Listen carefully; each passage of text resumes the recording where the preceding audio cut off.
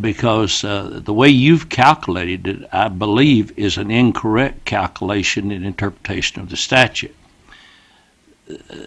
As I remember, and in reading the statute to bring back my memory, the purpose of the compensating rate was to assure the collection of the same amount of taxes from the preceding year.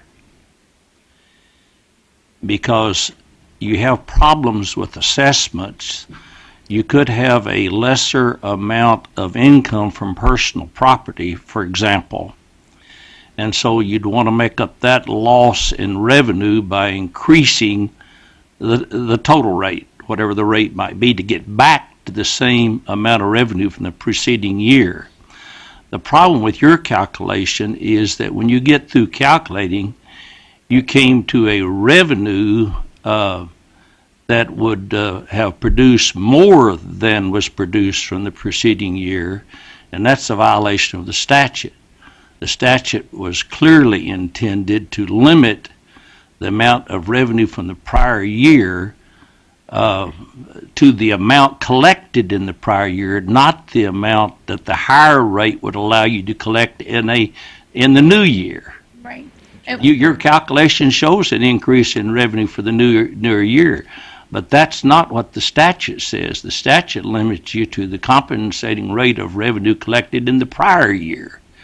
Now, that's my interpretation of the statute in my memory from what we tried to do in 1979.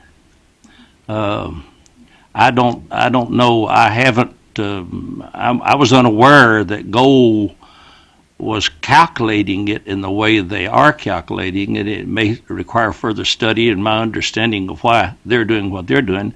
I appreciate you bringing it to my attention, and certainly I'll intend to pursue it further. But the intent back in 1979 was to limit revenue produced from both classifications of property to not more than 4%. And it appears that if they're using the revenue produced when you add the two together to a higher revenue figure than the prior year, that they're violating the statute. That would be my initial impression without going into it any further. I'd be interested in any response that you may have. Either one, either you or your attorney, either one. I'll let my attorney field this one. Well, Senator, first let me thank everyone on the committee here for the opportunity, and you've been very gracious to us, and I think in return I was gracious by telling Cindy she should do most all the talking because she knows this better than I do when it comes to calculations. I went to law school for a reason. I'm not a numbers guy, but I did ask if suggest that I might be able to give some background a little bit on what you addressed, and I appreciate the fact that you were here in 1979. When Cindy first brought this to my attention, she discovered it, and I spoke with one of the members of our firm, and we almost didn't believe it could be occurring.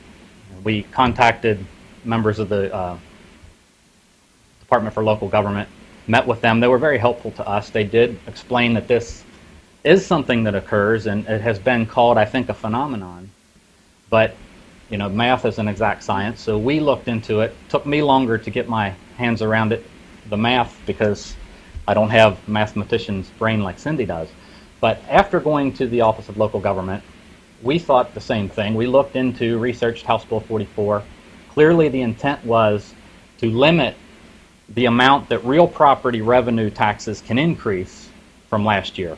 I think the however clause, as I see it, the however clause was put in there to keep property taxes at least what they were last year so that it couldn't decrease in the event of lowering of assessments or in the event, for example, sure. The purpose of the compensating rate was to, once you consider the amount of revenue collected from personal property, that assured you of not collecting less than you did for the prior year. That was what I was, yeah, exactly right. Because if personal property rates are lower, there could be a decrease in the test. So that was the purpose of having it that way, according to the research that I've performed. And that's logical. But the way it's being calculated, by when you have a higher rate of personal property tax, results in what Cindy showed. So we thought that there was probably, a misunderstanding in the application when the calculation was first performed. And so we, on behalf of Cindy and also Commissioner Flagg, we requested an Attorney General opinion, and they responded that no, the calculation is according to the statute, and because of the length of time that it has been calculated that way, it's correct. So rather than, there's no intention here to try to create a problem with the taxing districts, with refund claims or anything like that.